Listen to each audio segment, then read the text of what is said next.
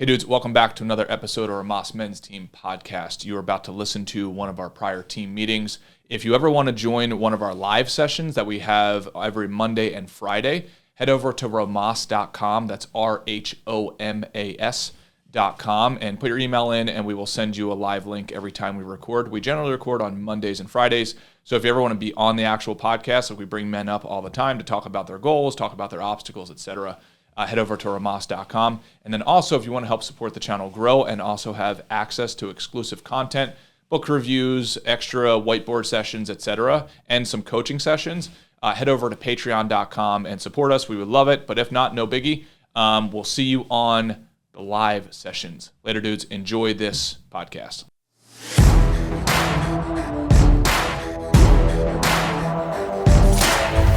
And we are live, dude. Oh, and Wes just left the picture. He was actually mogging us, walking outside. There he is, just walking outside, dude. It's Wes Watson in the yard, dude. Did you know who does, you ever see Dr. Greger from nutritionfacts.org when he does his Q&A meetings? And he walks on his treadmill? That's legit. I mean, some people I think get a little seasick when they watch it. I'm going to go in my car here real quick. But I think it's a great fucking idea. Like, I love walking and talking.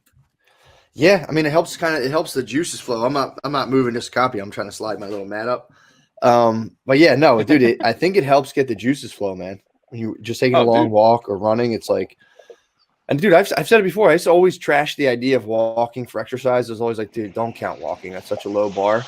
But dude, anymore, it's like if on the days that I'm resting or just other days where I just don't, for some reason or the other, I'm like, it's not in me right now to exercise.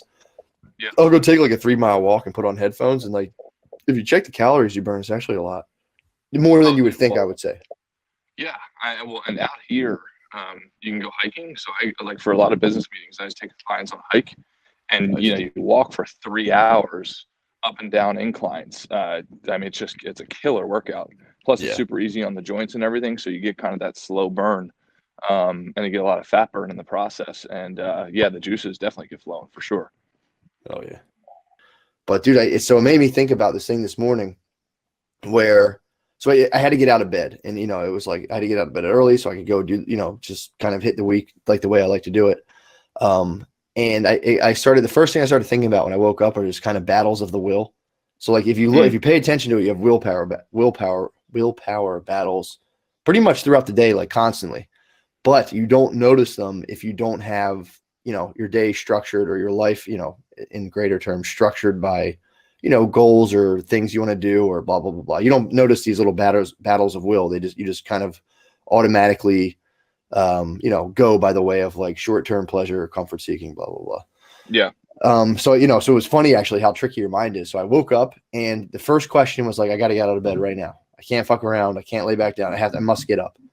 And my brain was like, started thinking of this will battle, battle of the will thing. And it was like, ooh, first order of business, don't touch your phone. And I was like, I won't touch my phone. It's like, fuck, I just said I was going to get out of bed. So like, it gave me a different little willpower battle to battle when the real battle was getting up or not. It's like irrelevant if I touch my phone or not. So I thought that was pretty interesting. So I've been kind of filtering my day through that all day long. I'm just kind of like, what do I do? What do I feel like doing? And then like kind of like putting what I feel like doing up against kind of the structure of, what I set out to do that day, which I always write down every morning, kind of like when I do my journal stuff.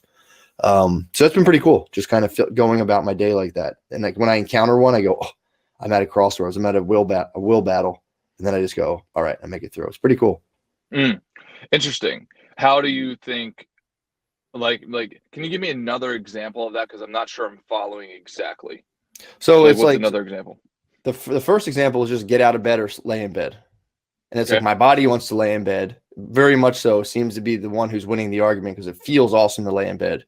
But there's this other thing out in the distance. If I were to get up and start work early, I don't feel the reward of that while I'm laying in bed. But if I get up and do that, it's like, oh, I'll be like, hell yeah, I'm glad I got out of bed and did that. Gotcha. So another example.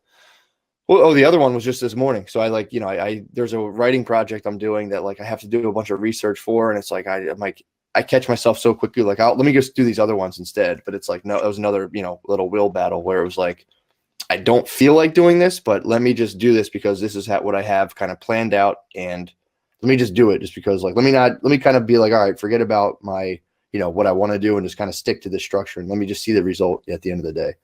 So that was another one. So it was, anytime I come up with a thing where I don't feel like doing a thing, but another part of me is like, you should, that's kind of when I'm in like a willpower battle. Gotcha. So I can appreciate that. Definitely. I've got a lot of examples in my own head. I wanted to throw something out there to you because in my industry, as we try to grow the business, I thought this is a really good topic to throw to you. I want to get your opinion on it and the guy's opinion. But towards the end of the year, kind of need some tax write-offs, all of those things. And the end of the year is one of the greatest times for our business, but it's also a time where I kind of like have to say like, okay, gut check, how much am I going to put back down? So this Friday, I'll be probably investing back into like my own skill sets and everything, probably just under like 10 grand, like probably like $8,000, $9,000. And I wanted to throw that topic out there to the team of, I heard a while ago, if you want to know about a man, you follow his money and you follow his footsteps. So what is your thought on that? And because that's where, in my opinion, where goals, it starts is one thing to write down your goals. It's another thing to say, okay, I'm going to dedicate time. Another thing to say, okay, I'm going to dedicate a significant amount of money towards these goals. What are your thoughts on that? I'd like to kick that conversation off because it is definitely fascinating to me. Yeah, dude. I mean, I think it's awesome. It's one of those things too. Like I always had a hard time doing it because I'd be like, I didn't see the purpose in investing money in like my own kind of training or stuff like that. So I'd always be like, well, that's too much, or that's, that's this or that's that. But I think I think you talked about this to me before, where it's like, it's just if you can find things you're into learning and invest in learning those things, I think it is like kind of always money well spent. I mean, dude, my degree was like fucking 60 grand. And, did I think it was when I went to go for social work school, and it was like, I can all day be like, well, this sucked about it. This sucked about it. But at the end of the day, it's like, it is money well spent. I'm like, that was kind of cool. It was a good experience. I gained, a ton of insight and a ton of knowledge. And it although I do think they're priced like, especially at colleges and schools, priced like ridiculously, I do think it's kind of a good idea because it opens up stuff, pretty big time for you. So, but yeah, Butterly's on. Oh shit. Let's grab the button, man. Hell yeah. Yeah. I would love to hear his conversation. And Matt, I totally heard you. I'm sorry, but I just got so excited. I saw Butterly. No. I'm going to grab, please. I'm going to grab him on right now. But yeah, I think that the answer is to your question, Wes. I think people, at least in my case, I'll say this, and maybe it extends to others, are very hesitant to invest in themselves. And I do think that's a mistake. So to answer your question, I think it's a very good thing to plan out. Think about what you just said. You spent, how much money do you think was spent total on your college education? Probably like fucking $150,000, $200,000. $150,000. Yeah. And it's borderline not even questioned because college has just done a great job as an institution of making it unquestionable, saying, yep, it's just part of the next step. $150,000. You know what you could do with $150,000 of like your own self-learning or buying equipment and so on? It's crazy. It's unbelievable what you'd be able to do with like a self-directed push towards the thing you're actually interested in and putting all that money actually into that rather than like a general education curriculum and blah, blah, blah, blah, blah. Yeah, dude, it's crazy. Think about the percentage of that $150K that was spent on fucking gen ed courses. Yeah. Like just high school courses. Hell yeah, like 14th grade math. Yeah, dude. Yeah. Good morning, by the way. Yeah, what up, brother? Good to see you guys. What are you doing? Great to have you on, man. Thankful to be with you. Wes, I was hitting up the chat because this is 2020 was the first year I've ever had like leftover money. Like every paycheck preceding like halfway through this year, I would celebrate payday eve, and I would just be like waiting for the direct deposit to go in, and I would track every cent on its way out, and usually the last cent, would be on its way before the next payday. So you were the first person I hit up. I was like, what do? I've got like money. I was like, where do I put it so that there's more of it? Like, I don't know. I had this like dumb poor guy conception of money where it's just like, well, once you get enough, you just put it in its place, and then they send you more back, and You were like, you're like the works. Your advice was like the work's just starting, and you have to invest in yourself, and you're going to be the one that's multiplying the money. No one's going to do it for you. 100%, man. I think, and just so everybody knows, I know I always sound like a sissy when I say this, but like I literally cannot say certain things on this podcast because of my licenses. So if you notice that I'm like ever like trying to like, you know, not exactly talk about things, I just basically can't talk about any sort of investments, or else all of this has to go through compliance, and it's going to be a nightmare for fucking all of us. But anyway, yes, the common misconception is like, oh, you go and you make some money, you read a finance book, like, you know, a super commercialized finance book that like overinflates a whole bunch of information. And then all of a sudden it's like, oh, well, you think that your investment on the side is going to make you a multi-millionaire overnight. And that's just not fucking true. The fastest way that I have seen for myself, for clients, etc., to like multiply your capital is to reinvest back into yourself. There's no close second. Now, eventually that kind of hits a ceiling to a certain degree, and that's where you can start to, look at other vehicles, and like you should always be investing in, you know, retirement, et cetera. I'm going to keep it like it's super generic. But I mean, Butterly, like I'm sure you have seen, like what has been your experience with reinvesting back in yourself this year? So like before you like talk about it practically, there's my big hesitation was like, it was hard to let the money go. You know how like poor people grow up and like they have like a food scarcity thing. I had the same thing with money, and when it came time to like spend it on something that would make me either better or improve like the shit that I'm doing, better be a part of my brain like, whoa, we just got that, dude. Don't fucking give it away. What are you doing? And I do still feel that. I'm hoping that it's like actually useful, and it's going to stop me from just like spending it foolishly and justifying things. But so far, I mean, it's allowed me to. It's the first time that like money hasn't hampered growth in something. And just spending it freely based on your advice has been very helpful. Yeah, well, I would say not only hampered growth, but I would say enhanced the growth. Would that be? I mean, think about the equipment that you've purchased. I'm just guessing. Like, you know, if I put myself in your shoes, the equipment that you've purchased, etc. Yeah, man. And then, have you done any like seminars or classes or anything? I know that word can sound kind of weird, but like, you know, classes to enhance skill sets by any chance? I'm always putting out small amounts of money to like learn online, to do like online class and stuff like that. And it's nothing that's going to make me money anytime soon, but I do have kind of like a generalized vision somewhere down the line, and I'm always kind of like iterating toward it. Yeah. Well, dude, we should all, Matt, if you're down for it, Butterly, if you're down for it, maybe get Mike involved. We should go to a conference sometime, like a creators conference or something like that, like where you just fully fucking immerse for like 3 days. When you take it seriously and just like say that's a full out working session, those are where I've noticed like some enormous leaps in progress in a few day period. That'd be awesome. Nice. Yeah, I have the same thing, man. There's like a course I wanted to take. I think it's like $600, but it's like the acceptance and commitment therapy stuff taught by the guy who developed it, and you know, along with all of his like relational frame theory stuff. And I just like, it's funny. He actually offered it. He was like, "You can take it for free," and I was just being a dick. I was like, "No, I'll pay for it." And then like, now I was like, "God damn it! I should have fucking taken it for free." But 600. Yeah, but it's like now it's one of those things. Like you saying this is reminding me. Like, yeah, I want to start. You know, coughing up or have some sort of like plan for, you know, just like myself investments, because dude, it just like, dude, just buying like the 2 workbooks, I was able to crank out 2 workbooks and maybe a couple other books. I was able to crank out all the material for the Psychedelics website so far. And it's like, I mean, that's just a book, dude. It's like, you know, imagine pumping out the money for the actual thing and getting like the full in-depth understanding of all the other stuff. It's like, yeah, it's something that I want to start, even just like making it the book that I wrote the first time, my first book. I want to do an audio book, but I need to hire people and, you know, have people do, just pay people to do the voices for different characters.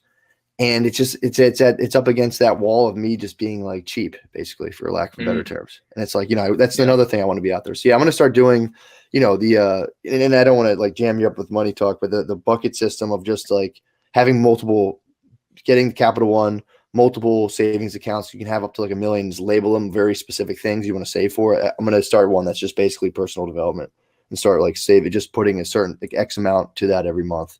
And then so if I need it, personal investment, business stuff. And then that way it's like, it's always right there. And that's there for that purpose rather than being I can't touch that. Blah, blah, blah. So yeah, no, 100%. Bucketizing your money is just one of those fundamental things that everybody should do. Just the way that human psychology works. If you look at any different category, time, money, etc., buckets really help, because then you don't have to do the mental math. So let's just say instead of having $100,000 in a single account, and you say, oh yeah, well, some of that's dedicated towards this and some of it's dedicated towards that. It's like, no, have 15 buckets or 5 buckets, whatever is sufficient for you. Usually 10 does the trick. That way you know exactly how much you have for personal development, exactly how much you have for the holidays, exactly how much you have for an emergency fund. That by far, that you will get your biggest bump in productivity in terms of money if you start there. Yeah. No, that's true, man. And Matt, that's what you're doing with your money now from what we've talked about. Is exactly what you should be doing. I used to just literally, for years, I just kind of had cash in my pocket and like under my bed. So it would be like, I just would have physical money and be like, oh, I have this stuff, and it would go in and out.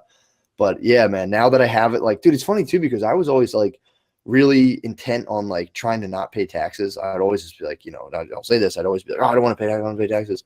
And like, dude, as soon as someone explained that system to me, it's like, well, no, you just spend money on stuff for your business and then you write all of that off. And I was like, it makes you reinvest in yourself. Because otherwise, if, knowing I can write it off, I'm like, well, I'll just write it off. And then knowing that it was just something I was spending money on, I would be like, no, I'm not doing that. And I think it's kind of cool. I thought I forever kicked and screamed about that. And dude, it's like, I love it. I don't care. It's like, all right, whatever they raise it to, I'll just invest more in myself and the things that I'm doing. So. Oh yeah. At the end of the day, got to remember, America is a system that was built off of incentivizing people to solve problems. So a lot of people complain about taxes, et cetera, but when you actually look into our system, I mean, it's not perfect, but it is phenomenal relative to alternative options of different countries. And Matt, you're exactly right. It does exactly that. Like, I'm about to drop $10,000, close to $10,000, because the system incentivizes me to do so. Yeah. And that's phenomenal. And we have a system that supports failure. Like, we can fail and then get back up and then do it again. And the system doesn't really ding us for doing that. Yeah, no, you're right, man. I do think, like I said, for anyone who's like, squirreling their money or being like a tax evasion, because it makes sense. You're like, I'm not paying. It's going all to like a bunch of bullshit. But it's like, well, whatever it goes to, what it goes to. But yeah, the simple fact that it incentivizes me to kind of like, just redistribute any money into other things that kind of help grow your business, yourself, or whatever. That just goes to other people rather than just like stagnating and, just kind of slowly kind of going away. But yeah, no, dude, I'm telling that's going to be something I'm going to start thinking about right now. It's definitely on my action items. Also, dude, last week I never printed this thing out. I always had it on my computer. Ooh. Must print it out. It was that like, I mean, being sick is, slightly an excuse, but has to be. Now I printed it out. I'm like, I can't go back. Oh yeah. Printing out the scorecards go to. Butterly, have we showed you our scorecard yet? Mm-mm. Oh, dude, Matt, I don't know if you wouldn't mind giving a little peek. Yeah, let me share my screen. I'll pull it up real quick and then I'll share my screen. Oh, you want to see? Actually, you know what? Here, let me just do it just so we have like a clear thing here. So what we're doing? Go ahead. Sorry. Go ahead. No, please. I was going to ask if I saw a comment kind of along this line, and I was wondering if you guys touch much on people who haven't made like the first step, or people who haven't like saved the first dollar to reinvest in themselves. Do you guys ever talk about like that transition from nothing to like the pre-instructions? Oh, dude. Well, so I could talk about this for fucking 5 hours, man. Like, it's actually a great place to be. Like when you've got nothing, and trust me, like that was like, I could talk to you about this for hours. When you've got nothing, the game is easy, right? Because there's no options. I mean, your options are either sit in your fucking room and don't do anything, or just go out there and make the first dollar. Like when I first became a caddy, my mom dropped me off at 4:30 in the morning to the golf course on the other side of the town, and I had like there was no options for me. So for the first week or 2 weeks, I sat there and didn't make a dime. But again, it's like, well, I'm either sitting in my room or I'm sitting out on the curb waiting to get picked up by a golfer. And then eventually, like, I learned that you can rinse off golfers' clubs. Apparently there's a market for that, and they pay you like $3 per bag to do that. So when you're starting from zero, everything is upside versus, so you just do, it doesn't matter what the fuck it is. And here's the cool thing, man, even side gigs, because when you're starting from zero, even side gigs can give you a massive bump in money. Does that make sense? Like, even if you were to go and do Uber or cut a few lawns or shovel a few driveways worth of snow, like any fucking money, like, but like what you were saying, right, was at every single paycheck, almost immediately thereafter, your bank account will go to zero, right? Yes. Or let's say it would go to $10. Well, if you go and then you shovel a driveway of snow and they pay you $40, that's a 4x return on your $10. Does that make sense? On your bottom line revenue, you can just go and do a quick side job, and all of a sudden you 4x'd, right, your savings. And that's what I think a lot of people miss out on, man. Like side gigs and side jobs and little side projects. Dude, that's exactly what I'd be doing. I think I might have been like the king of making $40 for years and years. Like if I needed $40 in a week, I'd be like, dude, someone needs something lifted up. You know what I mean? Yep. But that was always replacing money that I felt like I should have. I never treated that as like building money. And that was a mistake that I made for years and years and years, and I wish I didn't, but hindsight. Well, there's also like, so dude, like what Wes is saying, the ability to do side stuff now is unparalleled from before. Before, like I said, you'd have to walk around like with a snow shovel or just like, just try to like pester people to let you do like odd work. There's a bazillion, any kind of skill set. There's a bazillion little things that you can go do online and, get a couple bucks, whether it's like freelance editing, freelance this, there's writing, there's Uber and Lyft are two obvious ones. If you don't have a car, they'll give you a car. So it's like, you can definitely, the ability to go make extra money is just unparalleled. The thing is like what Butterly's describing, like the before you get into, let's call it like a generative plan, before, if you're just kind of like, suckling from the teat of your paycheck, that's kind of a harsh way to put it, but you're just kind of like, other people are just subsidizing your existence. You show up every day. And if somebody takes that away from you, you're just like, what the fuck? And you smoke a bunch of cigarettes. There's almost like the way that people kind of preserve, like say that's like the status quo of like, that path of just kind of chilling and showing up and people for paying for you. There's a million things people do to preserve that. And you have to start kind of pushing against that. Like, but I need to go get drunk all weekend because my job sucks, but I need to, it's like those idle hours you have, if you're unhappy with the ones that aren't idle, must be spent getting you out of that state that you don't like. So like you were saying, Wes, like, go drive. Well, I don't want to go drive for Uber. I just got done work. It's like, okay, well then you're going to stay at your job. It's like, that's, that sucks. Or, and I got a family. Okay, well then you're going to be, that's the unfortunate reality of it. So it's like, unless you do something that's highly unorthodox or out of your normal thing, then your, situation will stay the same. And in my experience, money will kind of trail along with that as you kind of make those big changes. Yeah. I think that's my biggest takeaway in hindsight was I felt like I was stuck in the red for my entire life. And the reality is that I was constantly making and spending that first dollar. It was coming and going. And if I would have just slowed down, I maybe could have made some better decisions. Well, and one thing tactically that is very, very helpful. Like I'll tell you what I do with my personal bank account. I keep my personal bank account at a certain amount of dollars. I'll say the number just out of transparency. I keep my personal bank account at $3,000, which I totally understand how some people could look at that number and say, it's like, that's crazy small. And that's on purpose. I could also understand how a lot of people would say, well, that's crazy high. Yeah. I've been at all ends of the spectrum, right? So there's no, I'm just telling you the number just out of sake of candor. Whatever that number is for you, it should be a fraction of what you actually earn for the week.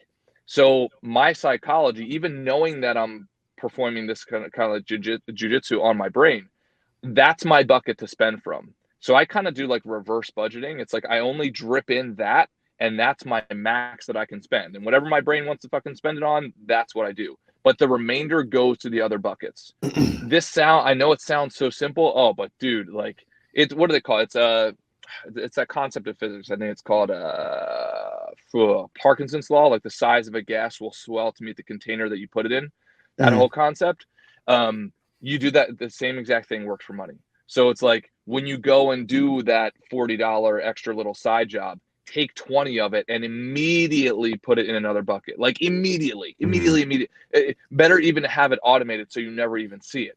As long as you can do that, and then all of a sudden it's like, oh, the next week it's built up itself to $60 and blah blah blah, whatever. You get these little drips in there, and all of a sudden it's like, wow, I got $1,000 extra that I would never had before.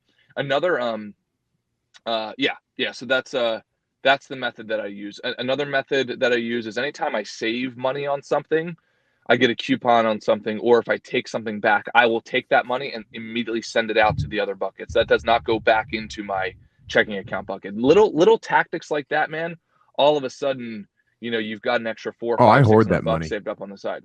Well, dude, unexpected refund, that's my secret money. I'll stuff that into like a part of my wallet I don't usually use. Yeah, there you go. And then when I spend that, that's my personal bank account. my secret money that isn't on a receipt somewhere. Well, dude, the funniest thing I've ever had, the thing that happened to me that I thought was really kind of illuminating money-wise was like, long ago, I was just pulling all kinds of wild fucking moves, and I'd make money really quick, and money would be literally taken away from me. And then, I'd make it back and do this. And then at one point, I went in on a house in West Philly with my brother. The house costed like $27,000, and the guy who was living there was an Irish immigrant, and he was like, "Look, you guys can pay me 0 interest, however long it takes. Just pay the house off," because I was living there anyway. So we eventually, slogged it out, paid it off, and I kept being like, "Damn, if I had that money, I could do that." Ended up losing all of my other money except for the money that we ended up owning that house. So that like the best thing I ever did with money was get it away from me. And then it actually worked out. Yeah.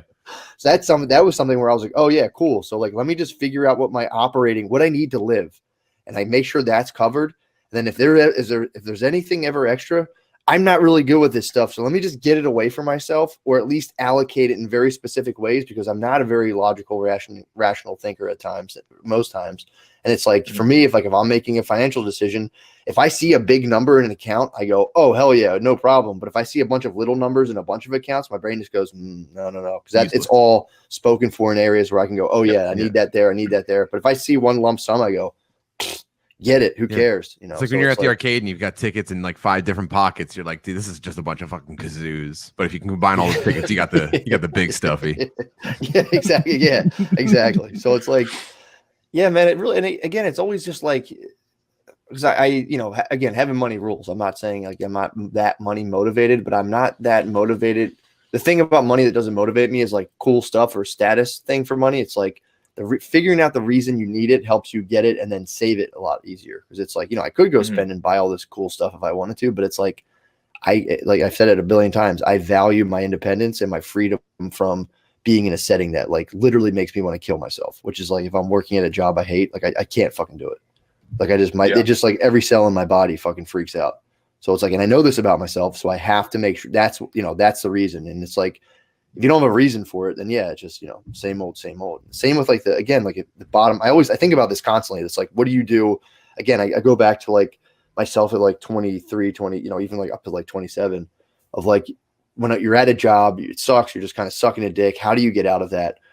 And the vicious cycle is like, you're at a job you hate all day. So then you spend all your free time and money trying to make yourself feel better because you feel bad all day. And then you just get stuck in that little hamster loop of like, God, I hate this. Now I'm hammered all weekend. Fuck, this sucks. I got to get even more hammered. And it's fucking wicked, man. And it's like, and some people, like I said, Mary Fu, some people tend to kind of like it. And I don't think there's anything inherently evil or wrong with it. I kind of like, sometimes I'm jealous of people who work in offices and kind of like have all that human interaction, like have those social skills that I just completely fucking lack. But at the same time, I also know myself, and I'm like, that's just not for me. So I don't want to like deride that existence as something less than, because I truly don't believe that. Yeah. If you work in an office, you should kill yourself. I mean, all I'm saying is it's not for me. Yeah. That's what I'm saying. It's not for me. It makes me feel that way. But again, I've met people who fucking love it. They just love, and it's like, as I got older, I kind of understand that. But it's like, all this stuff is conditional. I'm not like, do this or don't do that. It's like, just at least figure out if something's making you miserable. Because I harp on this a lot, just because I figured out early on that being stuck at a job I don't like is like certain death. It's a horrible, horrible feeling to me. Matt, the way Dude, you make money, you're doing really well, but I can imagine the way you make money would make a lot of people that I deal with in my day job feel like they were living outside. What do you explain that? Because it's coming from extremely non-traditional sources, and you are kind of chasing them. None of it's guaranteed. I mean, you've got Patreon. Obviously the merch is going well, but like your success right now is it's not like opposed to traditional success, but it would terrify the people that make business decisions at my company. Oh, dude, I think about it all the time. I mean, since I've been like, I don't know, 19, I guess I've had like steady work here and there, but for the most part, dude, I've been like chasing, like dude, I remember the time I got out of like that 40-hour a week work mindset. Like I remember being like, dude, if I don't show up for work in 2 weeks, like I'm going to explode. And it wasn't until I started actually like saving money and being like, dude, I could save this much and live off this and just not work for like 6 months. And then just focus my effort into other things. And if they don't work out, then I'll go back to work. Once you get on, I mean, this is a whole different thing, but if you can get on, like you were saying, like a self-focused trajectory where you're just kind of like going and making money, putting it in the bank account, doing another thing to make money, put it in the bank account. It's highly weird for people who are used to a 40-hour week to think about. And the fact that, yeah, dude, it could all come crashing down on me. But the problem is not the problem. I've had my financial, ground fall out from under me so many times that I'm literally immune to whether I have money in the bank or literally $0. All I care about is my day. So as long as I get command of my day, I'm cool. It's happened to me so many. I remember I walked out to my car being booted for like the third time, and it was just something broke in me. I looked at it and was like, all right, well, there goes that thing. So what are we doing now? And it's just like, I don't care. As long as you can get a handle on your day to day and like have some command. Again, this is just me. This is what I like, just being able to dictate the terms of what I'm doing that day as much as I can. I'm chilling. Well, and the other thing is, and I can fill in the gaps because I know Matt is too humble to say so, plus like helps to have an observer's perspective on this. So Butterly, to your point, I can tell you that I don't know anybody who was willing to do as much as Matt was willing to do to fill in the gaps. So it might look like, oh, now he's got all these income sources that are heavily volatile, but it's like Matt was fucking waking up at 4 a.m. to go and do demolition with his dad for years and years and years while going to school, while having other side gigs, like all that kind of stuff. Would also terrify a lot of the business people I know. No, definitely. But the thing is, like, I think it shows a certain level of resilience and options that a lot of people just don't think they don't have options. Like, no, you're just not willing to do the options. Yeah. Like, we'll say this, and this dovetails nicely into what Matt's discussing about in terms of risk. Elon Musk talked about this, and I completely agree with it.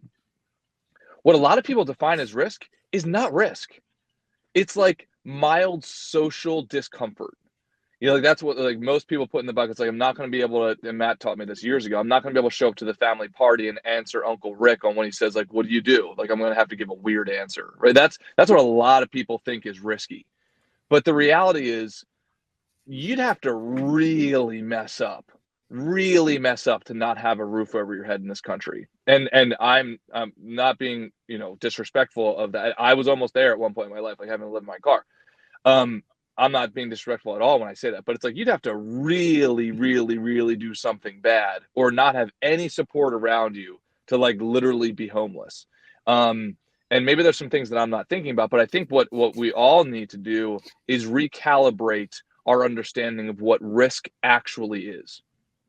Yeah, dude, I agree. And also, Butterly, the thing I just thought about too, in terms of, I think that's 100% true in terms of it's never as bad as it's never as cataclysmic as I think most people think.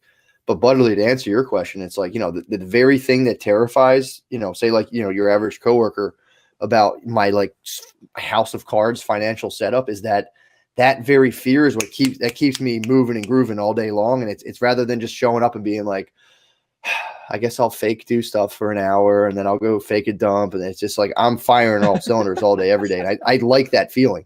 I love that feeling. Well, Makes me feel like I'm in the wild. Yeah. Well, I mean, it's so fucking killer, But I'm not comparing you to the people that are clocking in and clocking out and going home. I'm talking about the people that like run businesses that I've had to deal with. So I used to work directly with like people that ran law firms.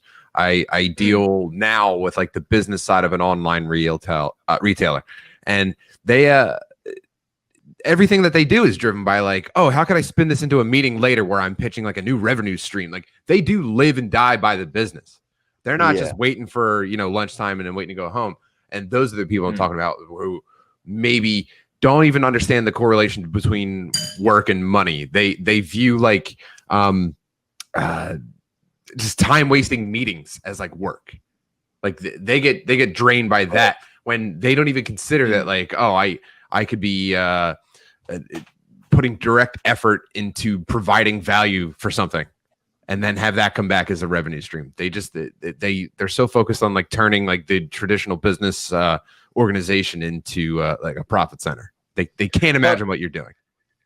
And are these the founders or are these the executives? I've seen it in both. Interesting. Huh. Well, and I'm because I want to make sure I'm understanding on what you're saying. Because is your concern that they're purely focused about the revenue, or I'm getting lost somewhere? No, they are. Yeah, they couldn't imagine the type of work that Matt does. Well, yeah, that's. Oh, and you explain? No, when you explain it, they're just like, "Wait, what the fuck is that? I need that. I need to do that." And it's like, okay, like, all right, yeah. That's usually the response. What you're describing, from what I'm getting from it, it's I'll describe some what I do, and they go, "I should do a podcast." Then I go, "Okay, go ahead." There's right. I can do that on top of running a business into the ground. So you're saying that people get so, and this is what I'm hearing. People get so hung up on the way things, the norm of like, this is how you're supposed to do it, that it doesn't really give them. They're doing the things they're supposed to do, but they're not really asking if it actually works in terms of functionality. Like in terms they of numbers. And you are probably putting similar time into the money that you make, and probably getting similar money, if not as much, but they would look at you and they wouldn't recognize any of the time that you spend on anything as work. I got you. So they're less inclined to maybe operate in a way that might be kind of taboo, and then for that reason they kind of operate by the books, but it kind of costs them in the long run. They end up doing a bunch of stuff that doesn't really contribute to like right. And meanwhile, the way that you're doing it translates to starting from zero. And if you took like these executive guys, like if they were dealing in all cash and something wiped them out and they had to start from zero again, it would probably feel impossible to them. Whereas you're just like, yeah, dude, I bottom out sometimes. Who cares? No, I mean, dude, the thing too is like, this is something I try to get away from forever in life, which was like, there was things I wanted to do. I wanted to write. I wanted to do kind of creative endeavors, but the sticking point was always like, yeah, but you're kind of poor for a while. You don't have any money, and it's hard to guarantee your money. But then I would, so I would go work in the service of strictly money and be like, well, I feel wildly unfulfilled and kind of hollow. Like I don't like this. So the problem, it's something I had to almost do, which was like, I've gotten really fortunate, but it's like, or I've been fortunate, but almost just accept the fate of like, I might be fucking poor actually, but I'm going to go do the thing that I really like to do. And then when you proceed from there, it kind of gives your day, it kind of lights up your day where, you're doing the thing, whatever happens, but I need to do this thing where when I do it, I feel complete, whole, and my day is more of like a flow state rather than like a mindless slog of just minutia that I don't care about. And it's like coming, luckily I didn't do like a perfect example of this. I would like do a thing I was doing, that money would bottom out. I'd go back to like the traditional work world. And, slowly but surely, I just became a freak. Every time I dip my face back into the traditional work world, people would be like, what the fuck what are you? I'd be like, come on, guys, let me make a couple bucks so I can get out of here. So it's like, but I do think you have to, at some point, whatever, if something is kind of, some people, maybe stuff doesn't really call them, but if something is kind of calling you towards it, like in my experience, you just have to kind of go, don't be like a total idiot about it. Obviously, like I'm not going to like make my family starve just so I can sit in my basement and fucking write books that like 5 people read on Amazon. But it's like, there's a balance to it, but at the same time, you should honor the stuff inside yourself that's kind of pulling you towards different directions. Well, and Butterly, I think one of the things you're hitting on was kind of like a subtopic of that conversation is there's multiple economies, but 2 major ones that stick out to me. Like there's the transaction economy, then there's the creation economy. And you can be successful in either or. And actually, a lot of successful individuals are in the transaction economy. That's just where you have an existing market and you keep on executing it. You get more people to buy more stuff.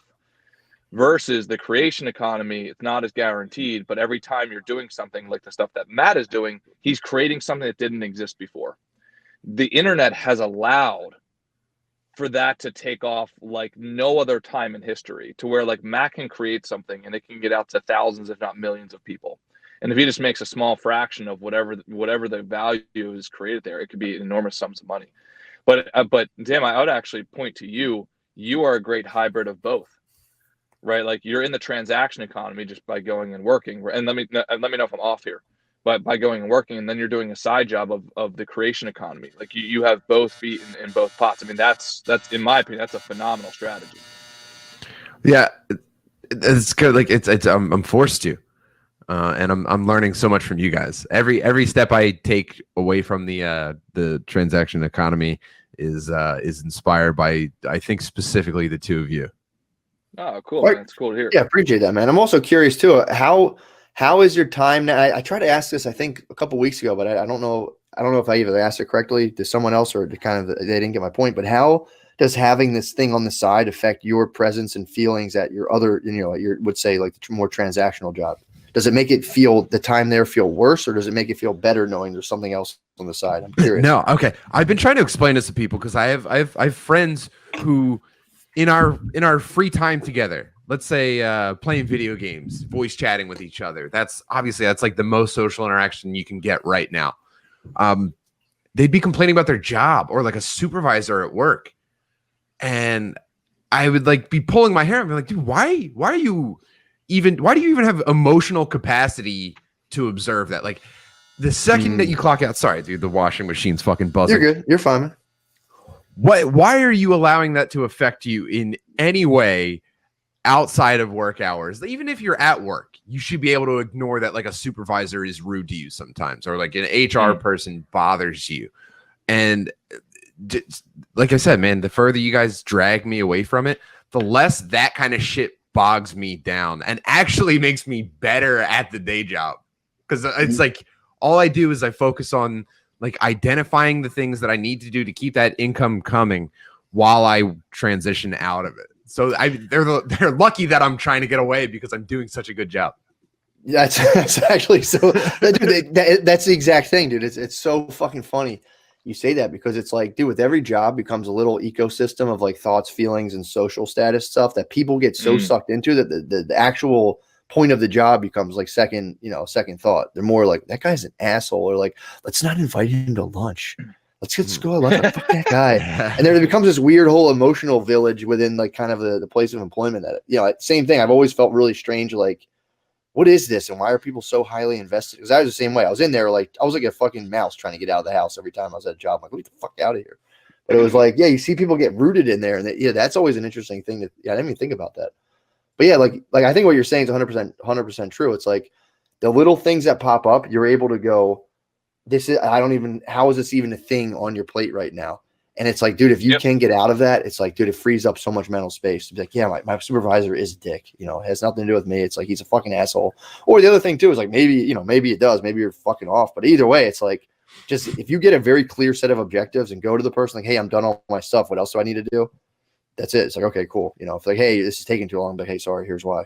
That's the other point I wanted to I wanted to make, was that you can kind of start it from the opposite direction. So if you start divesting your identity from your day job, because I feel like when someone's like stuck in like jobs, so they go from job they don't care about to job they don't care about, and they dream of like what do you call it, like financial security and freedom, or like a creative path, or like the thing that they actually want to do. They imagine for the first time a future doing something fulfilling, and then they're done thinking about that, and they're sitting at a desk, typing into Excel. Completely divest your identity from your job. Hit the fucking markers that you have to hit so that you can get paid by them. And there's a question about this in the chat right now, and you'll be surprised how much energy is left over at the end of the day for the creative thing that you want to do. Yeah, you might go to bed tired every single day, but I would take a fucking pill that makes you the same tired that you feel from like actually going after the thing for yourself.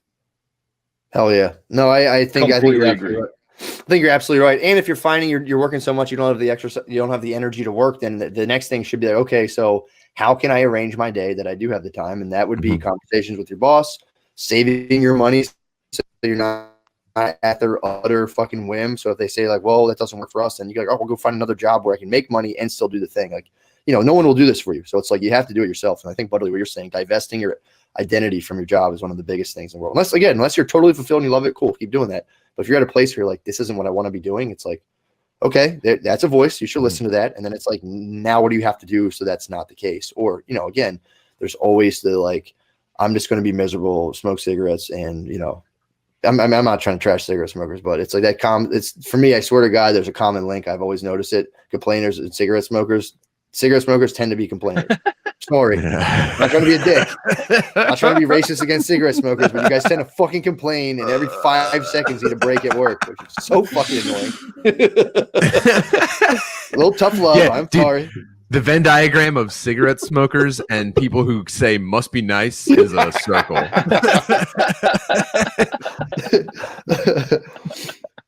Sorry, boys. That's Sorry, awesome. boys. It's true. God damn it.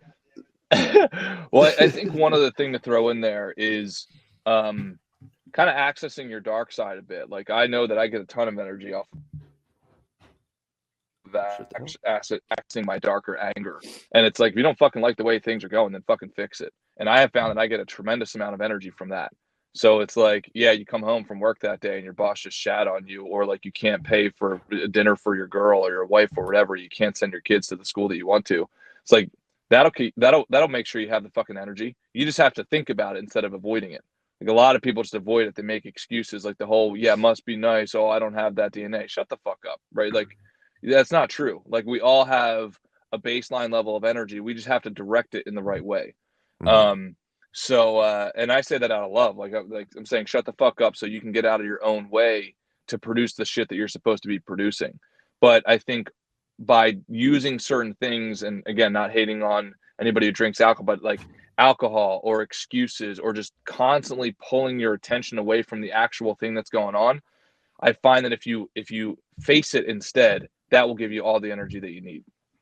Hell yeah. Yeah. Taste that bitter brew that is, that feeling of like, this sucks, my disappointment, or blah, blah. Yeah, like sit down and take a sip of that, dude. The best thing you could do, speaking as someone who has only recently jettisoned from this lifestyle, is overdose on mushrooms. And listen, this is half kidding, but I am trying to be helpful right now. And Matt, you helped me get there. Take mushrooms to the point where it's 4 a.m. on, let's say, Sunday morning, because you'll have the whole Sunday to recover before you go back to your shitty job on Monday. It's 4 a.m. on Sunday. You realize that, like, oh my God, I'm not going to fall asleep maybe ever again. And all you can do, you feel like you're standing face to face with like your actual self for the first time, and you're humiliated about every single thing that you say, everything you said in your entire life, every action, every idiosyncrasy about yourself is just humiliating. You're embarrassed because you've dropped the barrier and you're seeing it honestly. And then by the time you get sleepy, which could be hours from then, the facade is gone. You have no illusions of being personally tied to an office ever again. And so it's like exposing a nerve, but then you build from there. You have a foundation to start from the next day. You feel incredible about how like you actually understand yourself, and you understand that like inside of you, there's nothing tying you to like, the personal foibles of corporate America. Or maybe there is, dude. Maybe you're a gifted business person deep down. But get to know yourself, dude. Go through that pain of learning who you are, and you'll be better for it almost instantly. No, I think so. And like I said, I've traditionally, I think psychedelics are one of the many powerful tools of just like, confronting yourself kind of starkly. Again, it's like the thing with them is always like, they can launch there's like always a small subset of people they can launch into just like a totally counterproductive meltdown. So it's like there's me. Like yeah, but Wes, you've already got a pretty accurate picture of yourself. I think your perception of yourself is probably pretty useful. All right, good. And not getting in your own way. I was nervous you guys are going to convince me to do something. No, the mushrooms are secondary. The mechanism that they provide was what I wanted to make the point of there, where like the lies that you tell yourself about yourself are probably the biggest thing holding anybody back. Well, I'm laughing too because O'Neill's like, "Don't try this with Adderall. Definitely don't. This will not give you." Well, this is the thing too because I think about this a lot because it's like, yeah, I do. I really, really do. I think psychedelics can be a very powerful ally in terms of like, having like what's called as a mystical experience or a transcendental experience that can be very helpful in like snapping you out of your bullshit. I mean, they've shown it with like cigarette smokers, all this stuff. Again, I'm not railing on cigarette smokers, but they have studies where like. You do like, all these different therapies to quit smoking, but then you have one of these, what Butterly's describing as basically a mystical experience or, a transcendental experience. And dude, it's like people who smoke cigarettes, like 80% of them didn't smoke again for a year and a half. So there is something to that. The problem is, and this is what I'm waiting for personally, for like centers to arise where people can do this with a little more like, let's see, like, time tested and kind of certain methods rather than like a dude in his, because I've had the good ones and bad ones, and the bad ones can, fuck you up where like you're sitting in a shitty apartment, you go outside, you're like, oh my God, I live in a shitty neighborhood too. And you're just trapped under your blankets for 5 hours. So, that was my good experience. Oh my God, I'm retarded and embarrassing and nobody likes me. Dude, I think you're right though. I think there's a truth to that. I think there's 100% of truth to that. And it's like, the thing that I went off on were like, how can I build up the mindfulness skills? So like, if I do encounter that situation, I can handle it better personally. And along the way, I'm crafting because a lot of times too, it's like the problem with psychedelics, in my opinion, is people do them, have these crazy experiences, get kind of destabilized, but then don't have any structure to return to. So then they kind of go off into this weird, and I've seen this happen so many fucking times, to the point where people just go like completely adrift. Like I stopped this guy I knew one time. He was working at a supermarket. I'm like, oh, dude, what's up, man? You got a job here? Blah, blah, blah. Just instantly started talking about a battle of good and evil. And I'm like, oh, fuck, dude, you've lost your mind from acid. Like, fuck, dude. Instantly, he's like, well, I'm working here now, but I'm still up to, I'm fighting evil with like, they started talking about cosmic forces. And I was like, dude, you've gone too far, my friend. You've gone too far. So it's like, I think they're awesome. I think though, the thing that they're lacking currently is the structured education around like the mindful skills and like the kind of sense of self and all this stuff. I think that acceptance and commitment therapy does really well. And I think if you were to couple those together in a kind of a metered and kind of like controlled setting, dude, I personally think that's going to blow up and be like a very big thing in the next like 5 to 10 years.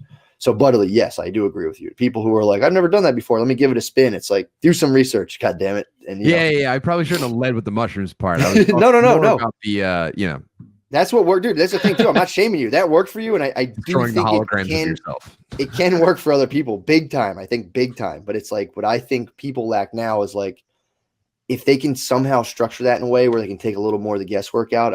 I cannot wait till that happens. This was a thing too that popped up, and again, Butterly, I totally agree. That's something I've learned personally because I've had good and bad experiences, and I think what lacks is sometimes people can skip on the fundamentals and inner work that should be done and just do the psychedelics. And I think that can kind of go poorly for some. So that's my thing. Here's something I was journaling today. This is going to sound kind of douchey, but while I was journaling, I came across a thought and I threw it in the chat. So how can we strike the balance between enjoyment in the moment and between our efforts being fruitful in the future? And does this Venn diagram have a center? And if so, where would that be? And that was kind of, Butterly, when you mentioned a Venn diagram, I was like, oh shit, I was thinking about Venn diagrams today. Are you characterizing enjoyment in the moment as maybe not productive toward being fruitful in the future?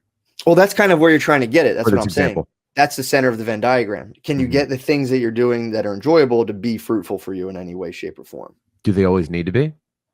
No, not at all. Not at all. But it's like, can you split your days between the things you do just for money and the things you just do for enjoyment and kind of find, some sort of happiness in that? So before you launch off into this conversation and hear from the chat about it, I will say I have the opposite problem. I've robbed myself of a lot of joy because I can't stop thinking about how unproductive it is. Not that I'm a big productivity guy. I've been a fucking lazy moron forever. But sometimes I'll have some unadulterated joy dropped in my lap, and I have a hard time sinking my teeth in because I just feel guilty about like my station in life and partaking in something that won't somehow improve it. No, dude, that's something I struggle with as well. And I get so wrapped up in like the ones and zeros and money signs and numbers and stuff of like monthly bills, this and that I also have to tap into the fact that I'm also just an animal walking around. So I like to try to like get out of like, like you were saying, you just have like a day, something kind of fall into your lap, like a moment. And it's like, I've been trying to get better at just enjoying those as well. And, again, it's important to be structured and have things you're working towards, but I think you're 100% right. I think it's also equally as important to be able to just kind of stop and, be present, enjoy the things that kind of just fall just for the sheer sake of enjoying them. So yeah, that's another point to it. It's really hard. Also, stopping. So this happened about a month ago. We were moving into our new place. We didn't have the money to hire like a moving company or anything. So we had a couple of people to help us. And then we were doing that thing where you're sitting in your new place and you've got everything in boxes. You're not moved in. All of your stuff is in the place, but you've just got an infinite amount of work to do. And there was one night where it was like 11:30 and I'd been working since like 6 a.m. And I was like, oh, I have leftover work every day. I have to like just pick a time and then it's time to stop working. Yeah. Or I'm going to die. Yeah. I think Wes gave me the best analogy for that, which was, it's just like there's only 4 quarters in the game. Mhm. Yep. And you've got to give yourself the final buzzer. Just go get it tomorrow. I love that. It's been it's like the most helpful thing for me personally. 'Cause I was the same way. I would work, like you were saying, like there's 7 a.m. It's 11:30. And, I would kind of get charged up off of that. Like, damn, dude, I'm putting in hours no one can even conceive of. And like, and then you're just like, what the fuck am I doing? So like, dude, well, it's not even that. Then you start to alienate everyone, yourself. You look like shit when that happens. You look like when they do like a close up of a character in SpongeBob. It's like black eyes. Yeah. But no, that's the dude that the thing Wes gave me is one of my, and it pains me. Sometimes I'll sit down, I'll set my half an hour timer to write, or, like for like certain projects, so half an hour for this project, half an hour for that project. And that timer goes off and I want to just be like, fuck it. Sometimes I'll continue going a little bit longer, but it's like, I want to rearrange my whole day and just do this one thing. And I have to go like, nope, dude, period's over. And it's like, if I fucked around or misuse that time at all, I'll let that, again, take a little sip of that bitter brew. And when I sit down tomorrow, I'll remember that. And I'm like, no, fuck this. I'm getting this done. Yeah, that's exactly right. Well, Matt, to your point about striking that balance, I wonder if there's intrinsic things that would do that anyway. So for instance, like going to the gym. I think there's a lot of things, especially that I do in my day to day, that hit exactly that balance. So is this a practical issue for you, or is it more a philosophical issue for you? It was a practical issue forever, and now it's becoming less and less of a practical issue. But yeah, now I'm thinking of it in more of like philosophical terms for like, how can you, and again, these things are all so complex and so, dependent on the person. So, I try not to do too broad of strokes, but it's like, how can you figure out just a way, and again, only if this person wants this, to kind of color their life in. If they think their life is boring, meaningless, purposeless, dull, blah, blah, blah, how do you add the stuff in that gives it meaning? And then how do you decide, like, how do you balance? Because then you start to find stuff that gives your life meaning. Like, this is awesome. But then you start to negate like the things you're doing that are kind of covering your physical existence. So it's like, right. That's kind of like, it's at this point for me, it's more of a philosophical thing, but, but then again, I still have to kind of figure out my time. So that's kind of the thing, like, or maybe just a thing to think of, like, are you balanced? Is there a center? Like, is it have to all be all or nothing? Like, this is just my work stuff. Like forever I was fragmented where I had like, the stuff I did for work, the stuff I did for comedy, the stuff when I was in school, that was my school self. And then those worlds kind of got smashed together after, once like me and Shane or whatever, Shane got in like the most trouble, but like our podcast came under fire, and then all the students knew that I did comedy and all, so all my worlds kind of collided, but there was a bit of a payoff, or there was a bit of a thing to pay for that. But I think it was good to be just like, all one complete person and having all these separate identities for different things. That makes sense. It might be kind of off topic, but no, that makes complete sense. Well, one of the things that I'll share with the guys is that, one of my final filters of trying to pick a goal that I'm going to focus on is 3 questions. Number one, it's basically the time dimension question. Number one, have I wanted this for a long period of time? So has this come up? And the longer, the better. Then number 2, would I be fulfilled by inherently working on it right now? So that's kind of the present mode. And then will I most likely want it in the future? And knowing how long you've wanted in the past is an indicator, or at least some sort of correlation between how much you've wanted in the past and how long you've wanted in the past. And you can take a pretty good guess on how much you want in the future. And I think that for me, that takes care of that Venn diagram right there. So I will not spend, and it does require a little bit of like mental discipline, but I basically don't work on any goals that don't meet those three things, if that makes sense.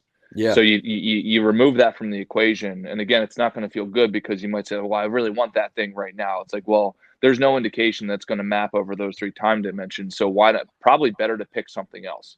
And I think that oftentimes when you do that, you find that within a couple of days, you don't desire that thing that was just kind of a flash in the pan desire for you anyway. Yeah, no, that's a good idea. And, to really think about the things that you've always been into and kind of just try to honor those as much as possible. I think that's a good answer to it. Yeah. Well, and then do you intrinsically, for the present mode of being, do you actually intrinsically like working on it? So for instance, like, let's just say going to the gym, like for exercise, there's a million things you can do for exercise. So why not pick the one that it intrinsically makes you feel good, whether it be swimming or yoga or lifting, whatever it is. Zumba. Yeah. So. Well, yeah, dude, that's the other thing too is, in reference to these questions too. Did I say Zumba? Is that what you said? Toss in a Zumba on you. The thing, so this is kind of an example, maybe of that. It's a small example, but it's similar. So the book I'm writing right now, the one character is like an amateur expert on the weather, which is a great idea. I'm like, oh, this will still be so fun to like write about, but I have to I have to research in detail like how weather works. And it's so complicated, dude. It's so fucking complicated. It actually bores me. Yeah. So I'm like, shit, So it's like, here I want to have this guy have this knowledge, but in order for him to have the knowledge, I need to have the knowledge of this. And I actually, luckily, reached out to this guy who happens to be a meteorologist, and he's helped me a lot with it. But it's like, it's like I just want to write. But now I have to sit here, and this is why I drag my heels with this one writing project. Is I have to sit down before I can even write. I have to research meteorology for like 10 minutes, 20 minutes, just to learn about a little thing so I can convey that this person's somewhat of an expert in it. And, I'm kind of glad I'm learning about it because it is fascinating, but like, dude, it's like you start reading about it and it's like, oh my God, I need to like go back to like the very, very, very, very basics of this stuff.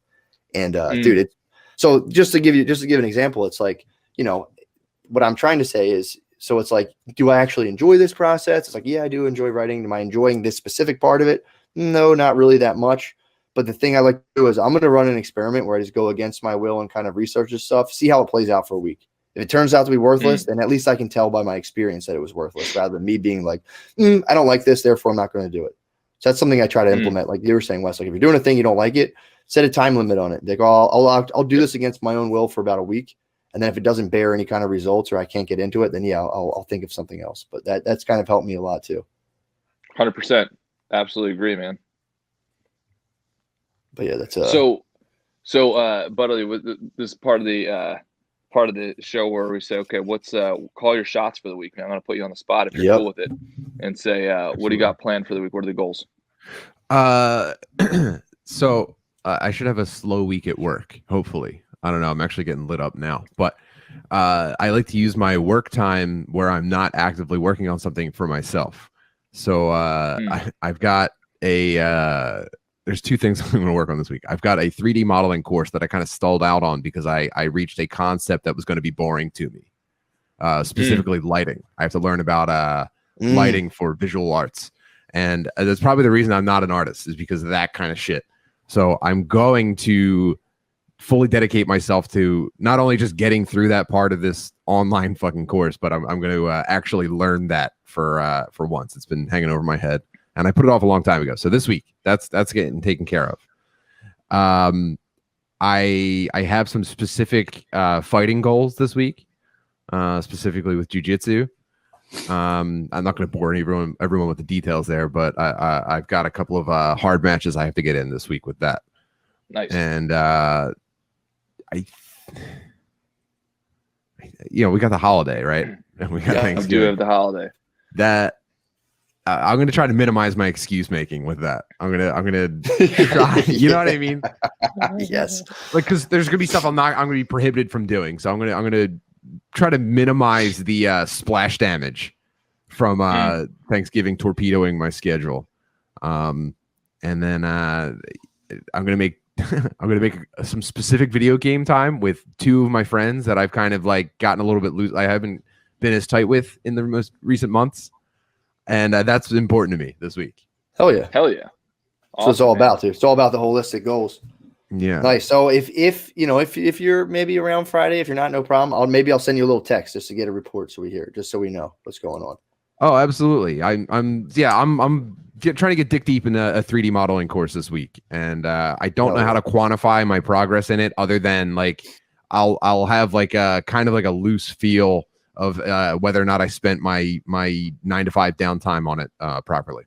Nice. Yeah, you'll know. Like I said, either you did it or you didn't. Dude, having like the little check-in Friday makes me like 6,000 times more productive. Yeah, it sounds good. So I'll offer you just a little text. I'll do a little status update. Yeah, no big deal. Yeah. I'll be. You know what? Here about this, Matt. Yeah. Why don't let's you and I agree? And Wes, what do you think of this? Matt, you plow through the boring part of your weather thing, and I'll plow through the boring part of my 3D modeling thing. Enough to the point that we could casually explain the two things that we learn to each other. Dude. Yes, we'll do it. Oh, that's such a good idea. I'll have to give a little weather presentation. You give a lighting presentation. Oh, I'm so excited. Also, dude, I just before it's not content. We're not entertaining anyone. We're just it's just two friends catching up on the thing that they were forced to be interested in. Dude. Matt, the earthquake, McCusker, dude. Also, I have to show you this thing. Really quick, Butterly, the scorecard. I forgot to show that. Yes, so, please. Let me see here. So I'm sharing a screen of the screen. Oh God. I've limped myself. Hell yeah. There we go. All right. So can everybody see this? Yep. So this is the scorecard. I can send this. This is actually, I love this thing a lot. Wes made this, and you can see right here. It's like sleep. Did you get 8 hours? These are just fundamental things. If you don't have specific things you're trying to go to, and you're just trying to gain some sort of command over your just like, your state, the state of yourself in terms of the fundamentals. Here you do sleep. Did you do sleep? This is something from last week, but I'm going to re-update this. But so yeah, you put a 1 if you got sleep. You go down here. Did you get water? Oh, I can't do it because it's a screen share. But you can go in there and wait. Can I? You should be able to. Yeah, I should. Sorry, I was acting like this was like a video of something. Yeah. So you put a 0, say you didn't do it. So really, you just go through all of these things and mark them off day by day. And dude, it's like it helps me big time, man. This little scorecard, print it out and start just marking it off is awesome. You have to sell this as a refrigerator magnet. Oh, oh, nice. With like the dry erase marker holder at the bottom. Oh, that's a legit option, man. Might have to cut you in, dude. How many points you talking? That would be sick, dude. That's such a good idea. My dad worked for a screen printing company, and they made like kid chore refrigerator magnets, and like you put up like a star sticker if you fucking made your bed or whatever that day. Well, dude, that's the elastic habits model. Pretty cool. You put up a calendar and you just you have your like mini level habit, pro level habit, and elite level habit. And if you do the mini requirement, that's a green sticker. The pro is a red sticker, and the elite is like a whatever blue. And you just have a calendar that's blank, and you just hit the colored stickers on there every day to see if you're doing your habit streaks. But we'll talk about it another time. Yeah. Well, that's just a whole other thing. Yeah. West. Well, and Butterly, just so you have the background, this scorecard has kept me sane for, I don't know, probably 12 years now at this point.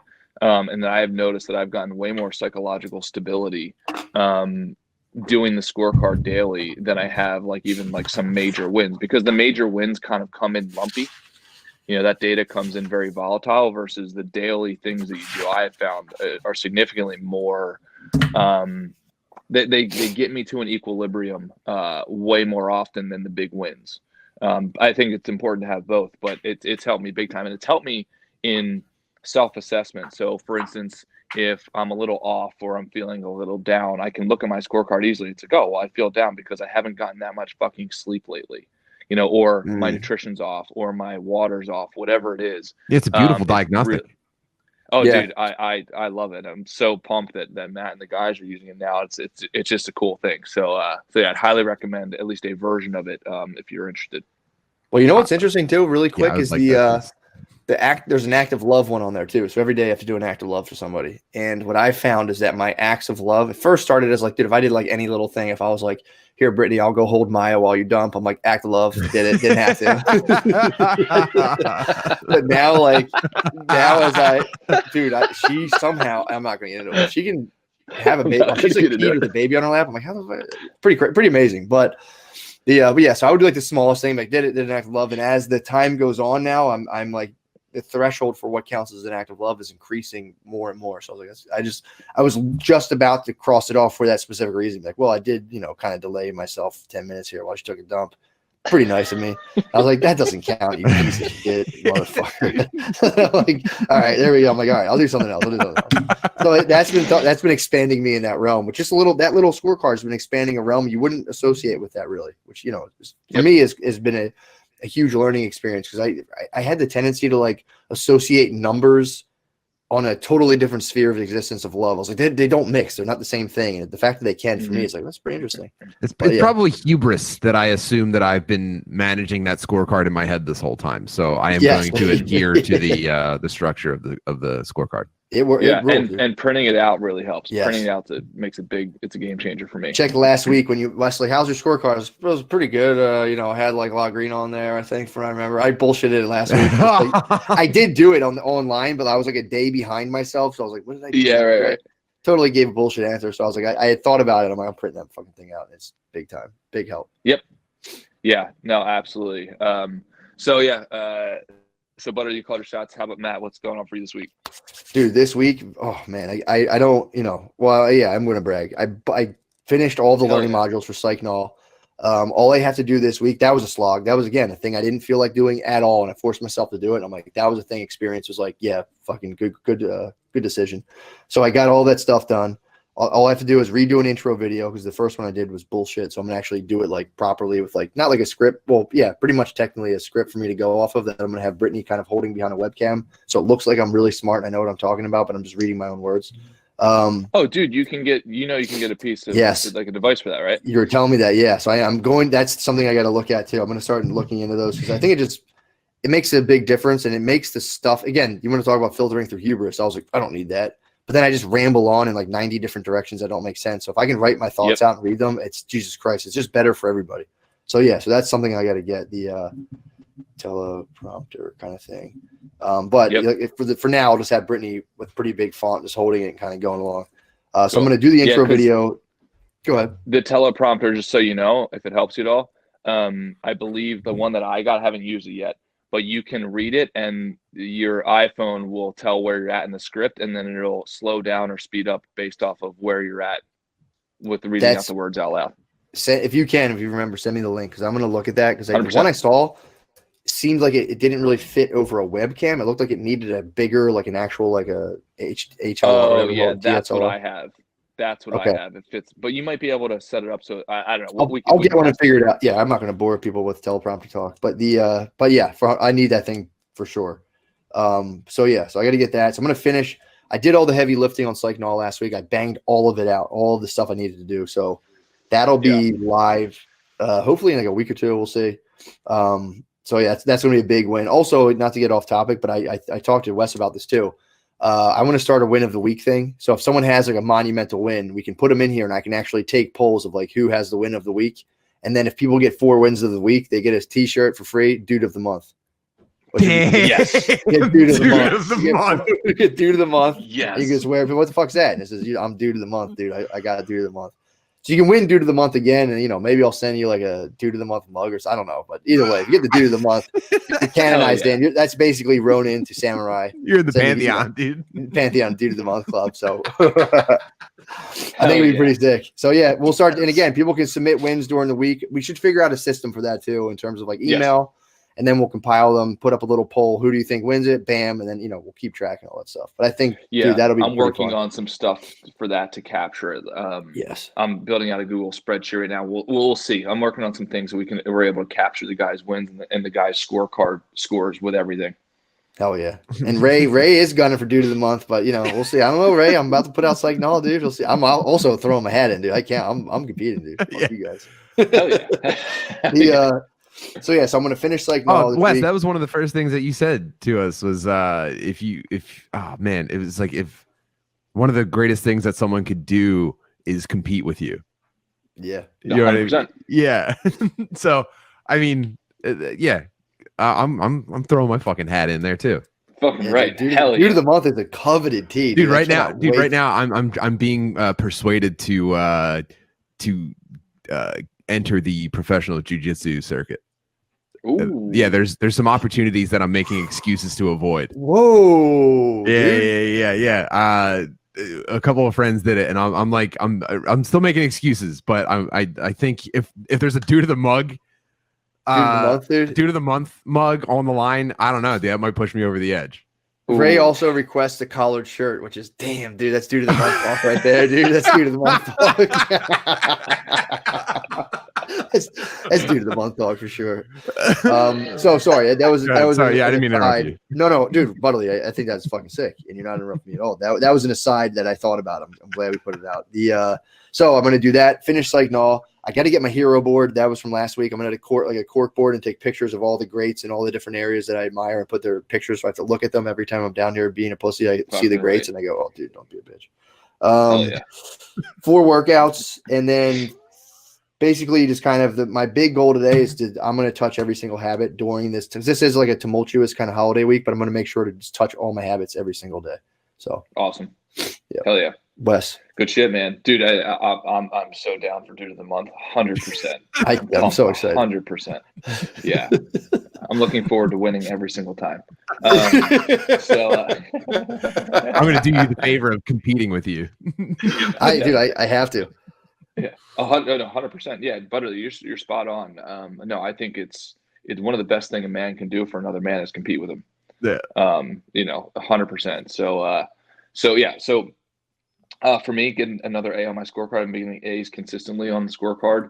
My sleep actually the last 4 nights has been outstanding. So I'm super pumped about that because that was like one of my weaknesses in the scorecard. I do need to get up my journaling again. And then also big thing this week is family. Like I want to go all in on family on Wednesday, Thursday, and Friday. And one of the things I do, I know it sounds kind of cheesy, but and Matt, I did this with you when you guys came out to visit, was like take a bunch of pictures and then use software to put those pictures in kind of like in a little reel with music behind it. It's just like a cool little way of capturing the experience. So I love doing that for my family. So I'll use that kind of as like the end cap, like the trophy for this week. Look, this is why we work, right? Well, now that I know what you're talking about, when we went to California, you gave us that little video. That was such an awesome thing, dude. I went out to vacation, West. I just want to make sure people understand what he's talking about. We went out to vacation, me, Maya, Brittany, brought a babysitter, and he sent me this little slideshow of all of our like time there, and dude, it was fucking awesome, man. Such a cool thing to do. Yeah, that's cool, man. And like the cool thing is, if software does it, you gather the pictures, you spend a little bit of time learning the software, but it's super cool. It just puts it in like this little 2-minute video of all the pictures and the memories that you took. So I like doing that for my family because we end up taking a bunch of pictures and nobody ever looks at them versus like you send out a little 2-minute video to everybody who's there and they love it. So that's kind of the end cap. But honestly, man, the biggest goal for this week is being present for my family because this is why we work, right? This is why we work so hard. Is so that way you can go all in on the times where you should go all in. So I'm really looking forward to that. And then following through on, like I was saying, you're just dropping about $8,000 on all the things that will get the business and Rhomas team and everything to the next level. So those are the things I'm going to be working on for sure. God damn, that rules. Yeah, I'm gonna just do that class and stop being a bitch and spend the money. Do it, man. 100%. To class. All right, well, I'll sign up for that this week.